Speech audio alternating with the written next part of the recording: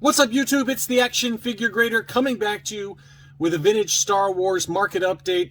Lots of eBay sales to go through. We've got everything from loose graded figures, early card backs, ungraded mint on card, and a lot of last 17 figures have sold here recently. So I thought we would dig right in. Before I do, let me say thank you to my Patreon supporters. You guys allow me to make more and better videos. For those of you interested in becoming a Patreon supporter, it's patreon.com/actionfiguregrader.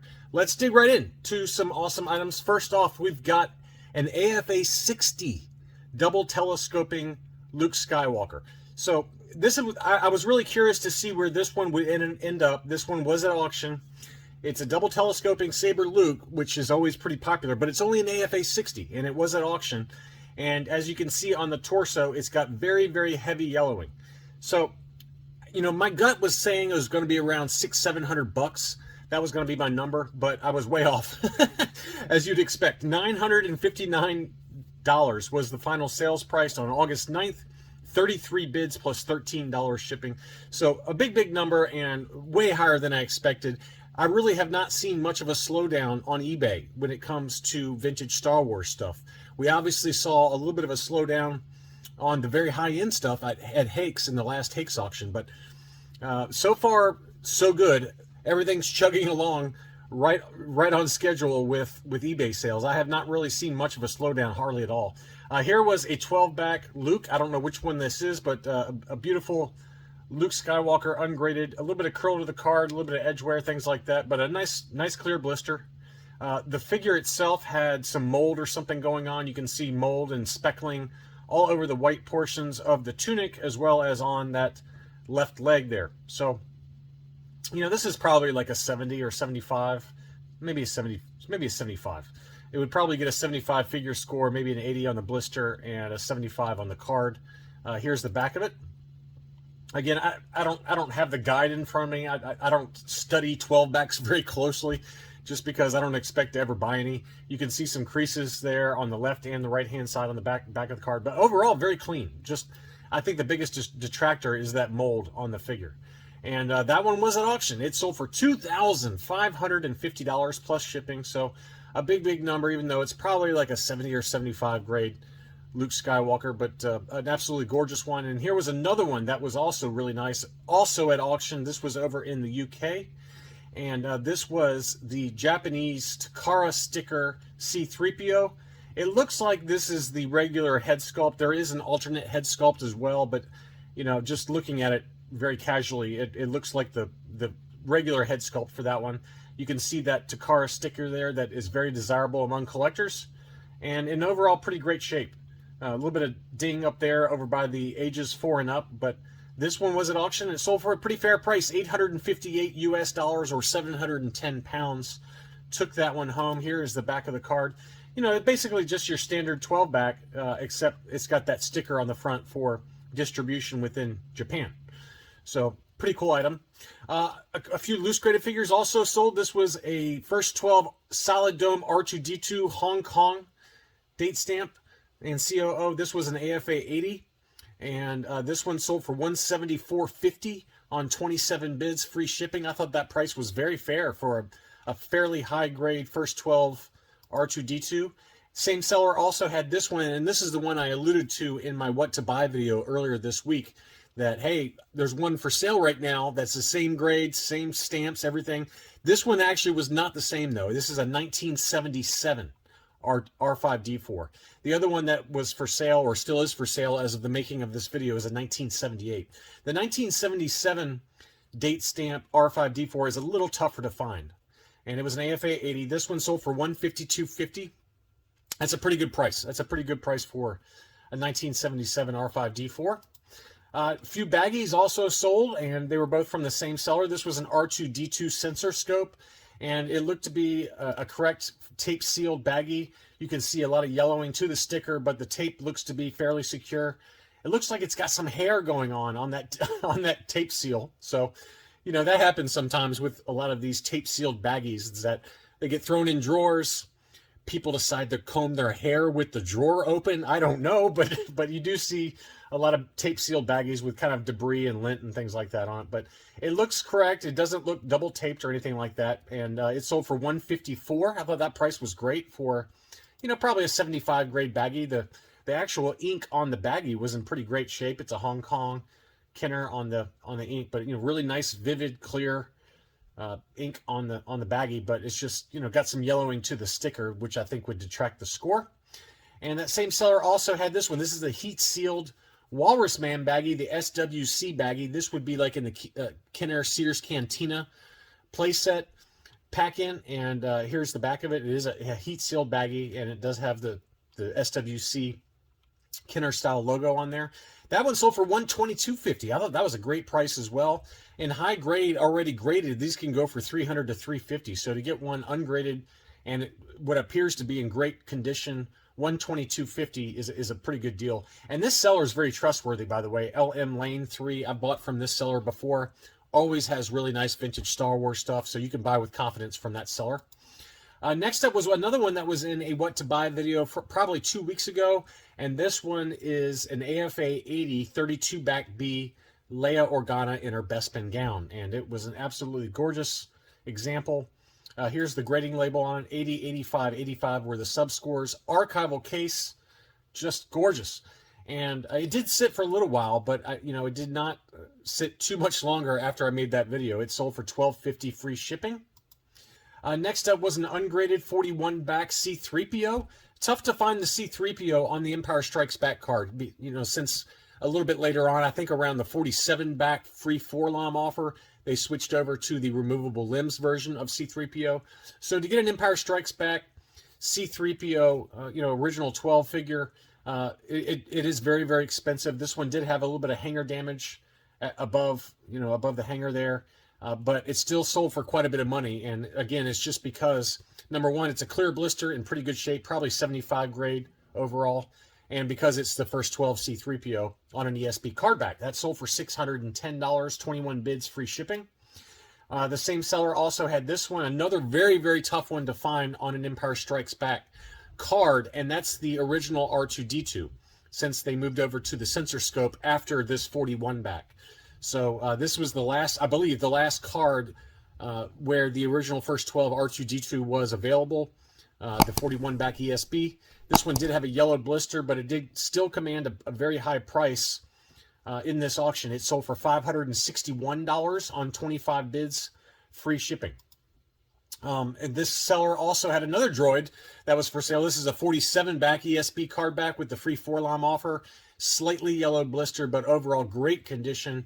It looked like it had just a little bit of spider veining going on above the hang tab. It did have the Kmart price sticker.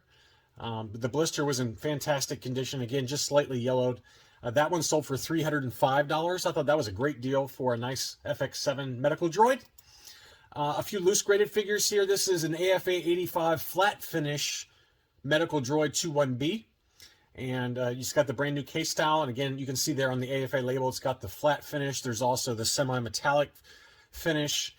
This is the Hong Kong COO. There's also a no COO, a Spanish figure as well. Lots of different variations to choose from between the country of origin, the COO, and all the different paint finishes. This one sold for $158.50 plus $8.50 shipping. I thought that was a pretty good deal. Pretty much in line with market for a nice high-grade 21B. This is one I was really tempted to bid on. This was an AFA 80 Plus Hong Kong Cloud Car Pilot, and this has got the brand new case style. It's labeled AFA 80 in the title for the auction, but it's actually an 80 Plus, as you can see there on the grading label. Beautiful example, though, for the Cloud Car Pilot. This one sold for $125. That was a great deal. $16.75 shipping. I thought that was a really good deal. We documented one earlier this year that was an AFA 85 loose graded Cloud Car Pilot that CIB, who's affiliated with AFA, sold, and it sold for something stupid, like $800 or $900. So to get just one slight grade down with an 80 plus for $125, I mean, that is a steal of a deal, and I probably should have bid on it, but I just can't do it. Just trying to not spend any money.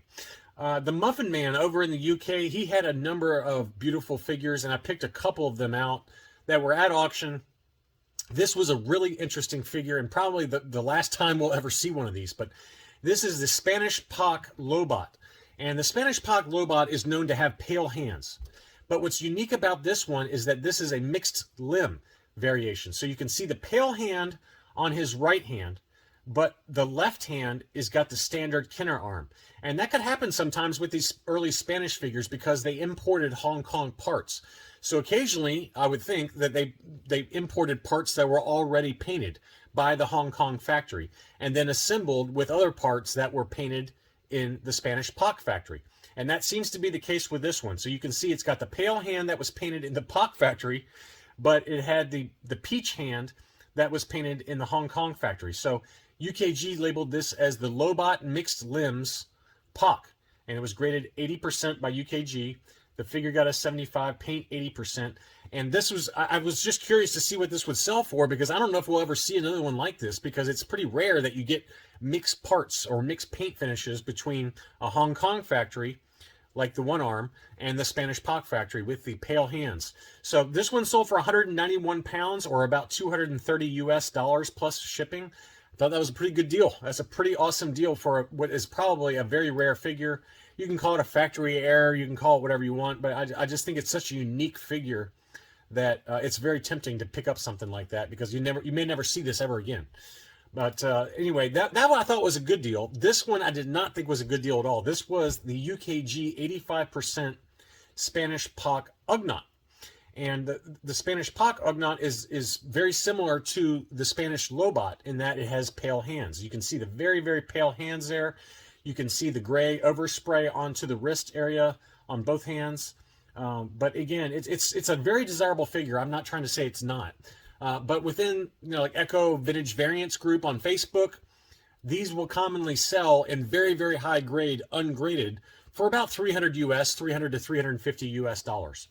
So this one was already graded, admittedly, but it sold for 588 pounds, which equates to 710 US dollars. That is pure insanity and close to double what I would pay for this thing. So, maybe it was just two bidders that absolutely had to have it. I don't know. It certainly was a beautiful figure, brand new case style, very high grade, and one of the more desirable early Spanish figures, but I'm not paying anywhere close to $710 for that figure. That just seems way too high to me. A few Return of the Jedi mint on card figures sold. This one is the Kenner US card back for 65 back Princess Leia with the Emperor offer. Very heavily yellowed blister, as you can see there, but a pretty gorgeous example. Just a slight crease above the hanger tab there. It did have a price sticker, but probably like an 80 grade. That one sold for $265. That was a pretty decent deal there. Clear blister, you could probably triple this price. It's just very difficult to find clear blister US cardbacks for Bausch or Bouche. I just don't. I don't see it very often, and when they do sell, they always command $600, $700, $800, $900, just crazy numbers. So $265, I think, was very fair given the yellowing to that blister. Here was an AFA 70 grade Luke Skywalker Jedi Knight, and this was the 65 back A, and you can see the label there. It's an AFA 70, two very high subgrades with an 85 for the blister and an 85 for the figure, but an overall 70 just given the litho damage and the creasing above the hang tab there. But we hadn't covered a Luke Jedi sale mint on card in a while, so I just thought I'd pull this one up and show you what a 70 grade would sell for. And this was at auction, so 293 pounds took this home, which is about 350 US. So that gives you a data point there if you're looking for a fairly low grade Luke Skywalker Jedi Knight mint on card. This was, I thought, a pretty good deal. This was an AFA 75 Palatoy Ben Kenobi, and the Palatoys always have nice clear blisters, or almost always. And you can see the subgrades there. This is 65 back D Palatoy, 75, 85, 85. It only had one bid. It sold for 250 pounds, which is about 302 US. Pretty great price in my mind for a Palatoy. Here's the back of the Palatoy card backs. Very similar to the US cards, just a little bit different bottom there, and got the black border. So, but I think for a Ben Kenobi 75 grade, that's a pretty good deal. That's a pretty nice deal there. Next up, we had a Baggie, but what's unique about this Baggie is that this was a made in Mexico Lily Letty Gamorrean guard.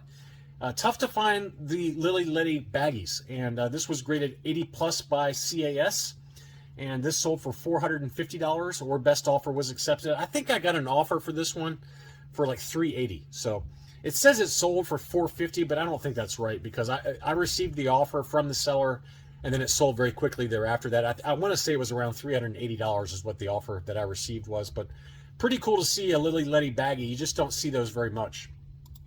Next up was another one I mentioned in the what to buy video.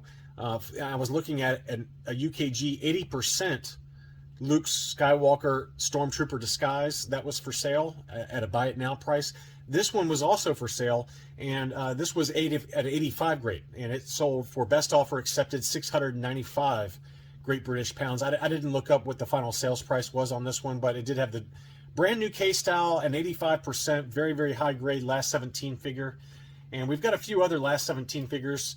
Here was a Monomon, and this one was mint on card, ungraded, but a beautiful unpunched Power of the Force card back. Heavily yellowed blister, as is often the case with these Power of the Force cards.